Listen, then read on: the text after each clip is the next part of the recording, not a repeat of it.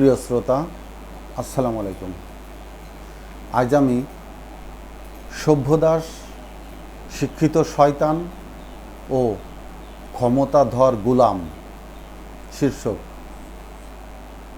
দু একটি কথা বলতে চাচ্ছি। সভ্যদাস কারা? এ দেশে, বিশেষ করে বাংলাদেশে প্রচুর সভ্য দাস স্বইচ্ছায় এই দাসত্ব বরণ করে নিয়েছেন।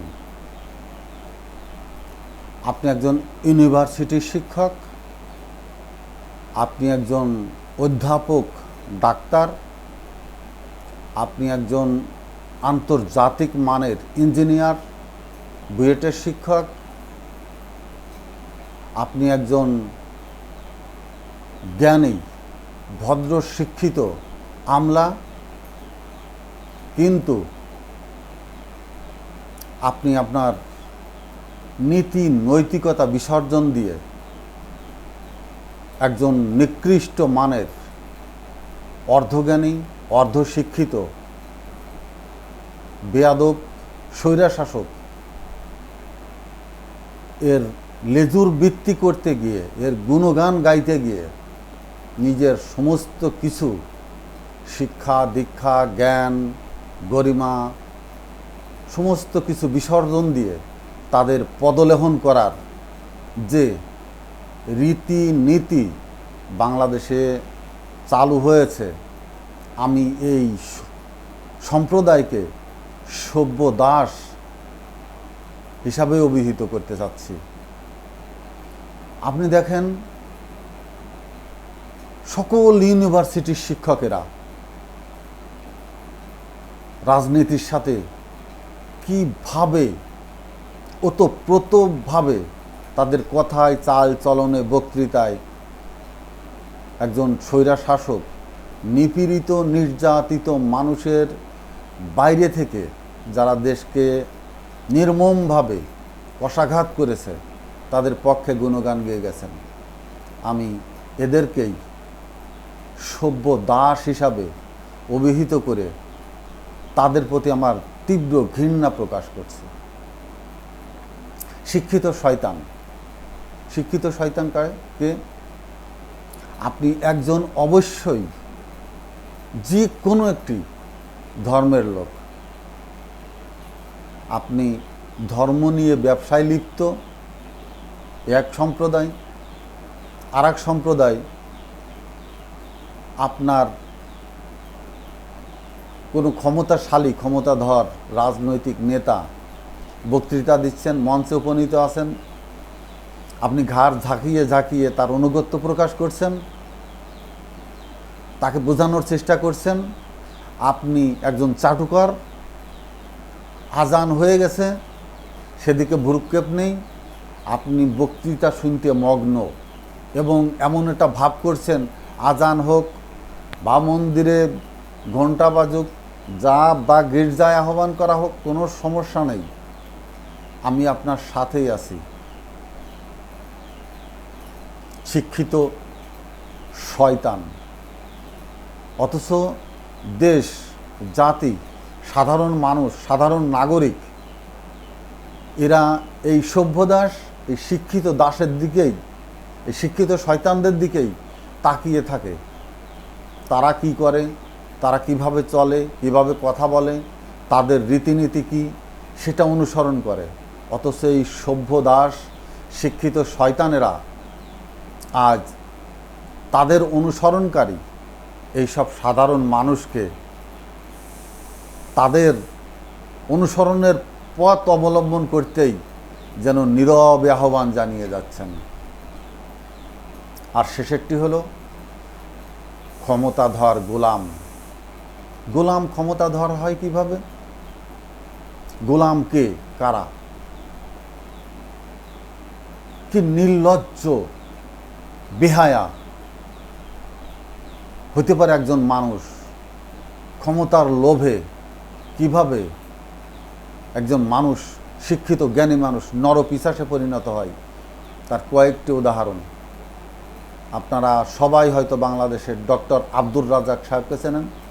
তিনি সচিব ছিলেন এবং ডক্টরেট যেহেতু পিএইচডি করে আসছেন, অর্থাৎ আমরা মনে করি বাংলাদেশের জন্য ডক্টরেট বিরাট একটা কিছু, অর্থাৎ শিক্ষার শীর্ষ অবস্থান, শিক্ষার শীর্ষ সার্টিফিকেট। আব্দুর রাজ্জাক সাহেব ডক্টর। সরকারের ক্ষমতায় আসার জন্য এই ব্যক্তি কি না করেছেন, কতটা বেহায়াপনার প্রকাশ দিয়েছেন। সম্প্রতি তার একটি সাক্ষাৎকার ভাইরাল হয়েছে।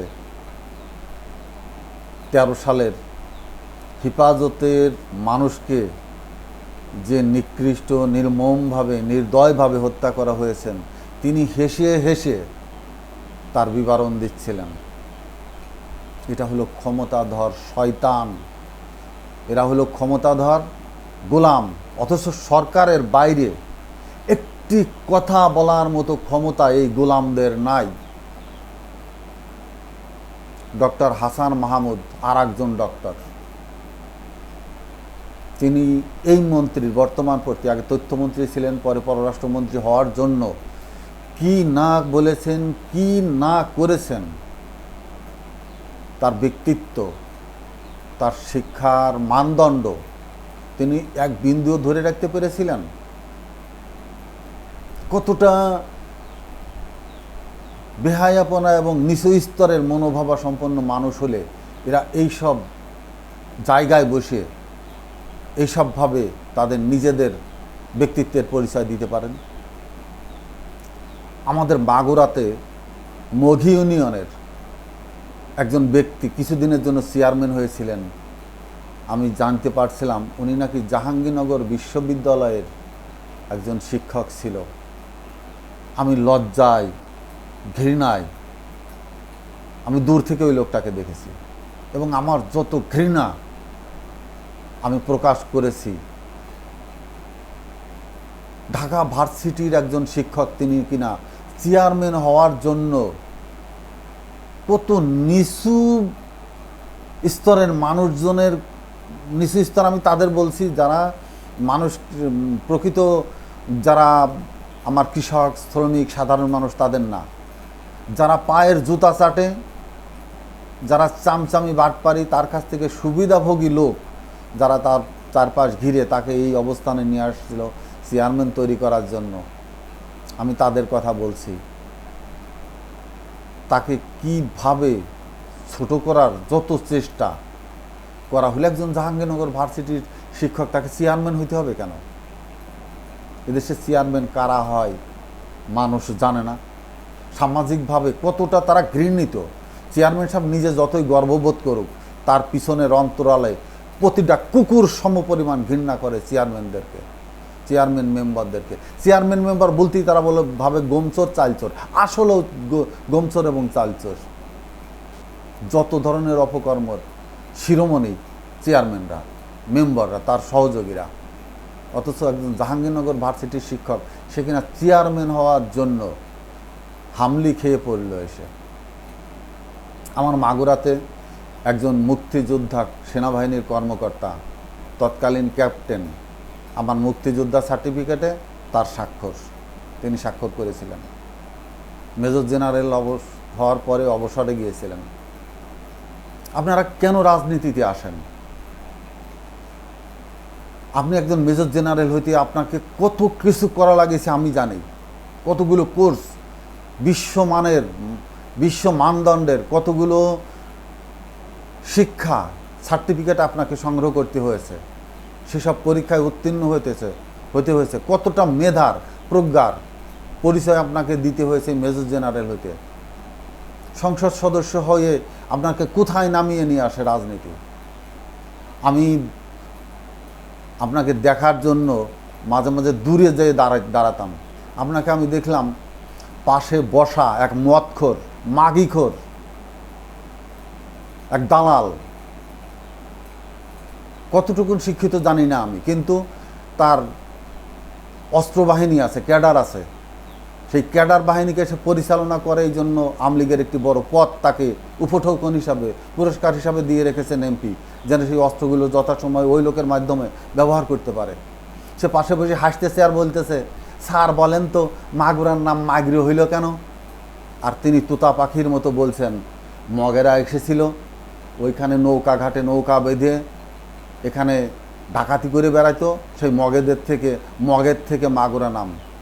আর ওরা পাশে বসে এক একজনের খামচি দিচ্ছে, কুতুকুতু দিচ্ছে আর হাসাহাসি করছে। এই নির্লজ্জ পদে কেন আসেন রাজনীতিতে? রাজনীতি একটি সিনালি বেশ্যাগিরি। আপনারা জানেন এই ক্ষমতাধর গোলাম আব্দুস সালাম, মেজর জেনারেল আব্দুস সালাম সর্বশেষ পরিকল্পনা মন্ত্রী হয়েছিলেন। আপনাদের যার যার জায়গা থেকে দেশকে সেবা করার অনেক সুযোগ সুবিধা আছে, কিন্তু আমি অনুরোধ করব এই সভ্য দাস, শিক্ষিত শয়তান এবং ক্ষমতাধর গোলামিগিরির থেকে আপনাদের সম্মান অনেক ঊর্ধ্বে, অনেক বড়।